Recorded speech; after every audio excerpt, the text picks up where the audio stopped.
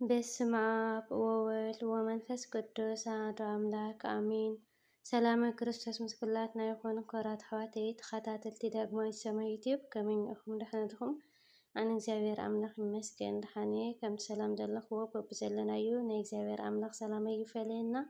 እንኳዕ በፅሐና ንወርሓዊ ክብረ በዓል ኣቦና ኣቡነ ኣረጋዊ ከምኡ እውን ንሰንበተ ክርስቲያን ቅድስት እሽኒ ኮራት ኣሕዋተይ ሕፀር ዝበለት ናይ ሰንበተ ክርስቲያን መንፈሳዊ ግጥሚ ብኣይደካማ ሓፍትኹም።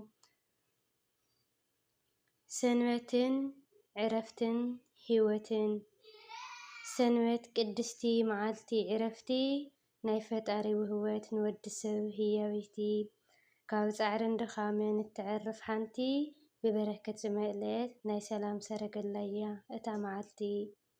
ሰንበት ዕረፍቲ ጎይታ እያ ንደቂ ሰባት ዝተወሃበት ካብ መስኮት ሰማይ ዝፈሰሰትላ ፍሉይ በረከት ነፍሲ እትዕርፈሉ ስጋ ዝሕደሰሉ ማዕፆ ሰላም ንፍቅርን ሓድነትን እትበስር ናይ ዘለኣለም ዓለም።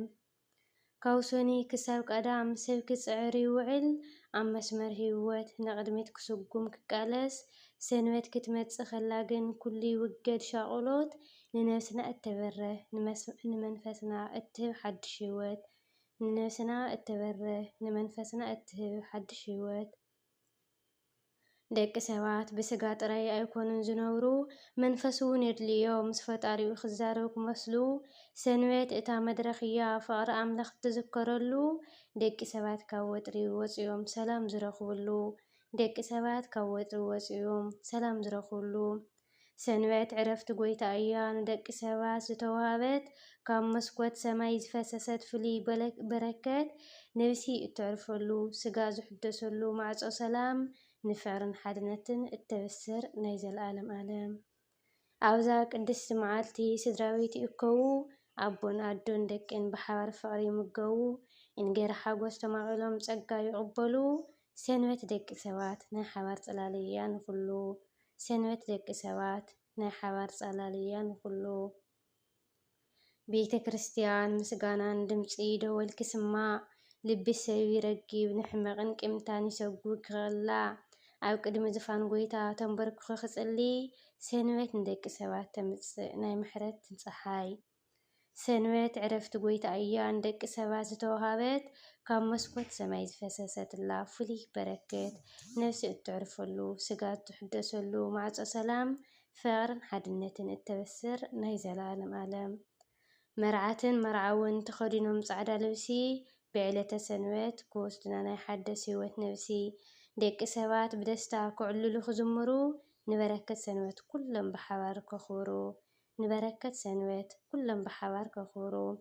ብሩኽ መዓልቲ እያ ንስጋ ዘዕርፍ ሓይሊ ንድኹም ዝደግፍ ንሕማም ዝህብ ፈውሲ። ደቂ ሰባት ኣብዛ መዓልቲ ሕትሕት ክትሓጋገዙ ፍቅሪ ጎይታ ኣብ ምድሪ ብግብሪ ከርእዩ ክምእዘዙ። ሰንበት ዕረፍቲ ጎይታ እያ ንደቂ ሰባት ዝተወሃበት ካብ መስኮት ሰማይ ዝፈሰሰትላ ፍሉይ በረከት ነብሲ እትዕርፈሉ ስጋ ዝሕደሰሉ ማዕፆ ሰላም ንፍቅርን ሓድነትን እተበስር ናይ ዘለኣለም ዓለም። እቲ ዝፈጠረና ኣምላኽ ብሻውዓይቲ መዓልቲ ዕረፈ ንዓና እውን ኣብነት እንተኾነና ስርዓት ሓደገ። ወዲ ሰብ ካብ ጉያ ህይወት ቆይሙ ኩሉ ክሓስብ ሰንበት ምስትያት እያ ነብሲ ምስ ጎይታ እትላግብ። እታ ዓባይ መዓልቲ ክነኽብራ ይግባእ ብስነ ስርዓት ብሕሱም ዘረባን ብሕማቅ ግብርን ከይንጠፍኣ ፀጋታት ነብስና ብሰላም ንብፆትና ብፍቅሪ ክንሓቁፍ ካብቲ ዝፈሰሰ በረከት ሰንበት ብሙሉእ ክንሓፍስ ካብቲ ዝፈሰሰ ሰንበት ሙሉእ በረከት ክንሓፍስ። ስለዚ ሰንበት ዕረፍቲ ጎይታ እያ ጥራይ ኣይኮነትን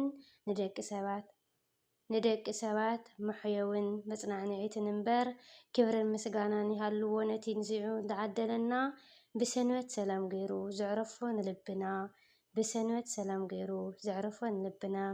ሰንበት ዕረፍቲ ጎይታ እያ ንደቂ ሰባት ዝተወሃበት ካብ መስኮት ሰማይ ዝፈሰሰትላ ፍሉይ በረከት ነብሲ እትዕርፈሉ ስጋ ዝሕደሰሉ ማዕፆ ሰላም ንፍቅርን ሓድነትን እተበስር ናይ ዘለኣለም ዓለም።